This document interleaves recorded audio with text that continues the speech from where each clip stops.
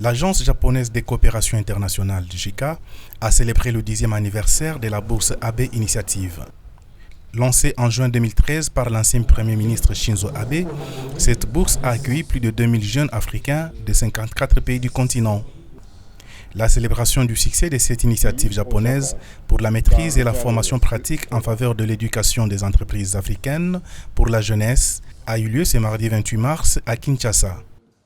Depuis 2015, plusieurs jeunes Congolais bénéficient chaque année de ce programme qui leur donne la possibilité de suivre une formation professionnelle dans des écoles, universités à travers le Japon, afin qu'ils puissent constituer des ressources humaines stratégiques de la RDC pour relever les défis liés à son développement aujourd'hui et dans le futur.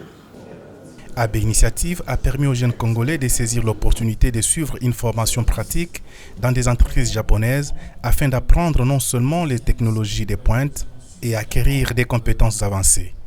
Ils ont également pris goût à la culture d'entreprise et l'éthique du travail du Japon. Personnellement, c'est déjà une bourse que je conseille à tous les jeunes qui veulent s'améliorer dans la vie.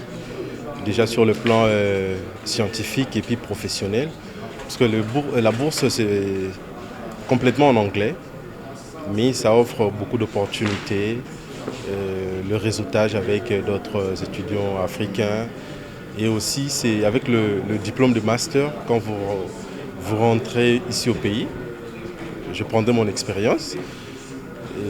J'ai voyagé comme agent, là je suis cadre à la Direction générale des impôts.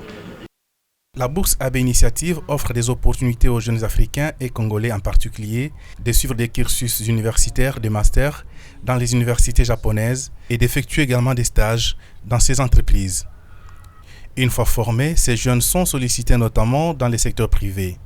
Ils participent ainsi dans la mise en œuvre des politiques industrielles de leur gouvernement afin de contribuer au développement de l'Afrique. C'est un programme qui focalise sur le business. C'est vraiment de l'entrepreneuriat et quelqu'un qui part faire des recherches pour à la fin venir soit monter son entreprise ici ou bien travailler en collaboration avec